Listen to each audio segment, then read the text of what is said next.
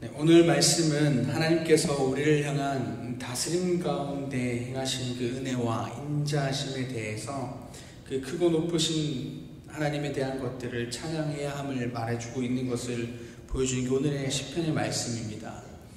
그래서 먼저 1절에서 2절의 말씀을 보게 되면은 자신의 영혼과 내면을 향해서 3번에 걸쳐 여호와 하나님을 송축하라 라고 스스로에게 명령하는 것을 보게 됩니다. 그래서 다윗은 여호와 하나님을 송축하라, 즉 찬양하라 라는 것에 대해서 이 명령에 대해서 어떻게 해야 되는지를 말씀을 통해서 보여주고 있는데, 여기서 내 영혼아 라는 것은 생기, 마음, 이런 생명의 의미를 포함하고 있습니다. 그래서 다시 말해서 다윗은 마음과 뜻과 정성을 다해서 여호와 하나님을 송축하라 라고 스스로에게 말하면서 스스로에게 명령, 다짐을 하고 있다라는 것이죠. 그리고 내 속에 있는 것들아 라는 것도 마찬가지로 중심이라는 의미를 가지고, 그래서 다윗은 자신의 가장 깊은 심령을 강조하기 위해서 사용했다라는 것입니다. 그래서 이 전체를 풀어서 보게 되면은 다윗은 스스로에게 내 가장 깊은 그 심령에 있는 그 중심을 가지고 하나님을 향해 그 온 마음과 온 뜻을 가지고 그 정성을 가지고 여호와 하나님을 송축하라, 찬양하라, 높여라 라는 것이며, 이것을 스스로에게 명령하고 다짐하고 있다라는 것입니다. 그래서 마찬가지로 우리도 하나님을 향해서 나아갈 때 이 송축함으로 찬양할 때에 또 하나님을 높일 때 이런 마음이 분명히 있어야 한다라는 것입니다. 우리의 중심을 가지고 또 진정으로 전심으로 하나님께 송축함으로 나아가며 생명을 다해 찬양하는 모습이 우리들 가운데 분명히 있어야 된다라는 것이죠. 이렇게 다윗이 스스로를 향해서 이렇게 하나님을 송축해야 하는 이유, 또 높여드려야 하는 이유는 2절의 끝에서 보게 되면 그의 모든 은택 때문이다 라고 말하고 있다라는 것이죠. 그래서 여기서 그 은택은 하나님이 다시 다윗 자신에게 행하신 그 은혜들, 베풀어 주셨던 그 은총들을 말하고 있다라는 것입니다. 그래서 다윗은 자신의 삶이 하나님의 그 무한하신 은혜와 은총으로 말미암아 살아올 수 있었고, 지금의 내가 있을 수 있고 또 앞으로 살아갈 수 있음을 고백하는 것입니다. 그래서 그 은혜와 은총이 하나님을 마땅히 내가 송축할 수밖에 없는 이유가 된다라는 것이다 라는 것을 고백하고 있다라는 것이죠. 또한 그렇기 때문에 그 은택을 잊지 말자라고 또 스스로에 고백하고 있다라는 것입니다. 그래서 그 은택으로 말미암아 내가 있기에 하나님을 송축하는 것이며, 또 그 은택을 기억해야 내가 기억함으로 말미암아 온전한 송축을 할 수 있다라는 것을 말해주고 있는 것입니다. 그래서 우리들도 마찬가지로 우리에게 행하신 하나님의 은택들을 잊지 말고 기억해야 한다라는 것입니다. 현재 하나님을 향한 그 송축함에 있어서 우리들 가운데 어떠한 감격도 없고 혹은 무미건조하다라면 어쩌면 우리 안에 있는 그 하나님의 은택을 잊어버렸거나 혹은 또한 당연하게 느끼며 무뎌지는 것은 아닌가라는 것들을 우리는 분명히 돌아봐야 한다는 것입니다. 하나님의 은택을, 하나님의 은혜와 은총을 기억한다면 하나님을 향한 우리의 그 송축함은 결코 감격이 없을 수 없으며 무미건조할 수 없다라는 것입니다. 그래서 이 시간 그런 마음이 우리들 가운데 있다면, 하나님 앞에 나아갈 때, 하나님께 예배하고 송축함으로 나아갈 때 그런 모습이 우리들 가운데 있다면, 이 시간 나를 향했던 수많은 하나님의 은혜들, 그 은택들을 기억하심으로 말미암아 다시 한번 그 하나님을 향한 마음을 새기는 시간이 되기를 소망합니다. 그렇게 해서 날마다 그 하나님의 은택으로 말미암아 그 감격과 기쁨 가운데 살아가고, 그런 것을 통해서 온전한 송축으로 이어지는 우리들의 삶이 되기를 소망합니다. 말씀으로 돌아와서 3절부터 19절까지는 앞서 말했던 그 하나님을 향한 그 송축해야 될 이유들에 대해서 좀 더 세세하게 말해주고 있습니다. 그래서 먼저 3절에서 5절까지는 개인이 송축해야 하는 이유에 대해서 나오게 됩니다. 우리 3절과 5절까지 말씀을 한번 좀 같이 읽어봤으면 좋겠습니다. 우리 3절과 5절 말씀입니다. 그가 내 모든 죄악을 사하시며 내 모든 병을 고치시며 내 생명을 파멸해서 속량하시고 인자와 긍휼로 관을 씌우시며 좋은 것으로 내 소원을 만족하게 하사 내 청춘을 독수리같이 새롭게 하시는 도다. 아멘. 하나님께서 우리의 죄를 사하신 것으로도 이미 충분한데, 또 그것으로 말미암아 송축함이 충분한데 오늘 인자와 긍휼로 우리들 가운데 관으로 씌우셨다라는 것입니다. 그래서 인자는 여호와와 그 백성 사이에 언약을 기초로 하는 그 사랑을 의미하는 단어입니다. 그래서 백성을 삼기 위하여 택하신 자에게 하나님은 어떠한 상황에서도 변함없는 신실한 그 사랑, 인자를 표현하고 있다는 것입니다. 그리고 이 긍휼이란 뜻은 라함이란 단어에서 자궁이라는 의미를 가지고 있다는 것입니다.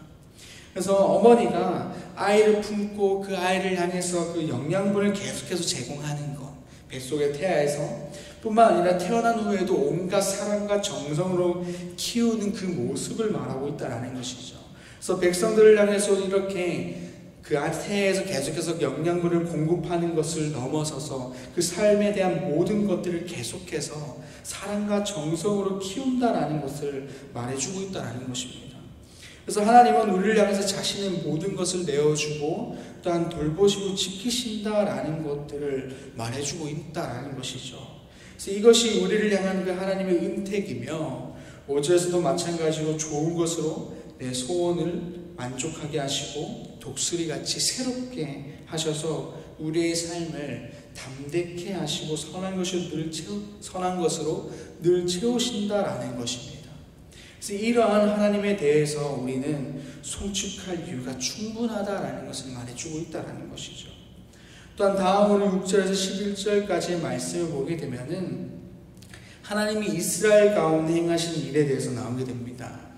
공의로 이스라엘을 다스리신 그 하나님이 등장하며 또한 이스라엘이 하나님 앞에서 죄 가운데 있다 할지라도 긍휼함으로 노하기를 더디하신 그 하나님이 나타나고 있다는 것이죠. 이렇게 행하신 이유는 하나님께서 회개할 수 있는 그 시간을 허락하신다라는 것입니다. 그냥 단순히 기다린다라는 것이 아니라 그들 가운데 회개할 수 있는 이 시간들을 사랑으로 늘 기다린다라는 것을 보여주고 있다라는 것이죠. 그래서 마찬가지로 당시의 상황이나 오늘을 살아가는 그 하나님의 우리들 가운데 행하시는 모습은 다르지 않다라는 것입니다. 그때의 상황에도 여전히 죄가 넘쳐나고 지금 가운데도 여전히 넘쳐나는 이 현실 가운데 하나님은 언제나 사랑으로 노하기를 더디하고 있다라는 것이죠. 이런 하나님의 긍휼함에 있어서 다윗처럼 우리들 가운데도 하나님을 향해 송축함을 나타내는 것은 온전하게 높여드린 것은 마땅하다라는 것입니다. 근데 우리들 가운데 더 나아가서 해야 될 모습은 송축함으로 그저 하나님 가운데 감사로 끝나는 것이 아니라 이 시간 이 자리에서 우리가 할 수 있는 일들을 더욱더 해야 된다라는 것입니다. 앞서 말했던 노하기를 더디하시는 그 하나님의 모습은 그들 가운데 회개할 수 있는 시간을 더욱더 허락하신다라는 것입니다. 구원의 계획을 위해서 그들의 구원을 위해서 하나님이 더욱더 기다리고 있다라는 것이죠. 그렇다라는 것은 하나님의 구원의 계획 가운데 기다리고 있을 때 우리가 해야 될 것들이 무엇이냐, 우리가 가지고 있는 그 하나님의 사랑을 흘려보내는 것, 그 모습이 필요하다라는 것입니다. 우리들 가운데 하나님의 사랑을 흘려보냄을 통해서 그 하나님의 구원의 계획 가운데 동참하는 모습이 우리들 가운데 필요하다라는 것입니다. 송축함으로 끝나는 것이 아니라 우리들을 향해서도 이 나라를 위해서도 노하기를 더디하시는 하나님을 향해서 감사함으로만 끝나는 것이 아니라 그 하나님의 구원의 계획 가운데 동참하는 모습, 그 모습이 우리들 가운데 필요하다라는 것입니다. 그래서 이 시간 우리 모두 그 하나님의 구원의 계획 가운데 동참하는 우리가 되기를 소망합니다. 나뿐만 아니라 많은 이들이 하나님 가운데 그 송축함 가운데 참여할 수 있도록 힘을 쓰는 이 땅 가운데 그 복의 통로가 되는 우리가 되기를 소망합니다. 다음으로 12절에서 18절 말씀을 보게 되면은 이제 언약을 지키는 모든 그 사람들 가운데 향한 그 하나님의 인자하심을 다시 한번 고백하게 되는 것을 보게 됩니다. 17절과 18절에서 말씀을 보게 되면은 그의 언약을 지키고 또한 그의 법도를 기억하여 행하는 자에게 그 여호와의 인자하심이 영원부터 영원까지 또한 자손의 자손까지 이른다라고 말씀하고 있습니다. 하나님은 자신의 그 언약을 지키고 또한 법도를 지키는 자의 삶의 그 인자하심, 앞서 말했던 그 어떠한 상황에서도 변함없는 그 사랑을 약속하고 있다라는 것입니다. 그래서 이 시간 우리가 그 하나님의 그 영원한 인자하심을 누리는 우리가 되기를 소망합니다. 나를 통하여서 나의 가정 가운데 또한 나의 자녀에서 자녀까지 그렇게 이어질 수 있는 그러한 은혜를 누리는 우리가 되기를 소망합니다. 이미 우리가 알고 있는 그 하나님의 언약, 그 하나님의 그 법도를 기억함을 통해서 지켜 행해서 이것이 믿음 가운데 행함으로 드러나서 하나님의 그 인자하심이 앞서 말했던 나의 삶을 통해서 가정으로, 또한 나의 자녀로, 또한 나의 자녀의 자녀까지로 이어질 수 있는, 흘려보낼 수 있는 그러한 귀한 우리들의 삶이 되기를 소망합니다.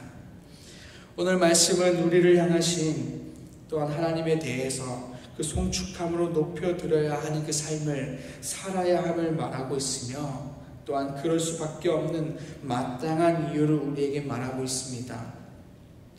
마찬가지로 말씀에서 보여주었던 그 마땅한 이유는 우리들 가운데도 동일하게 경험했던 것들이고 또한 계속해서 이어지고 있는 중이다라는 것입니다.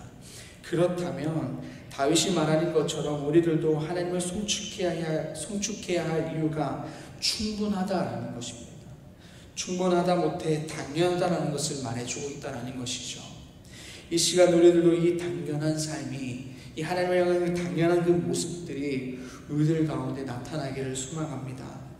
하나님의 그 무한하신 은혜와 사랑을 잊지 말고 기억함으로 말미암아 날마다 하나님을 향해서 온전한 송축한 그 삶 가운데 있는 우리가 되기를 바라며, 또 하나님의 그 언약과 법도를 지켜 그의 인자하심이 나를 통해서 우리들 자손까지 영원까지 누리는 그러한 삶이 되기를 간절히 소망합니다.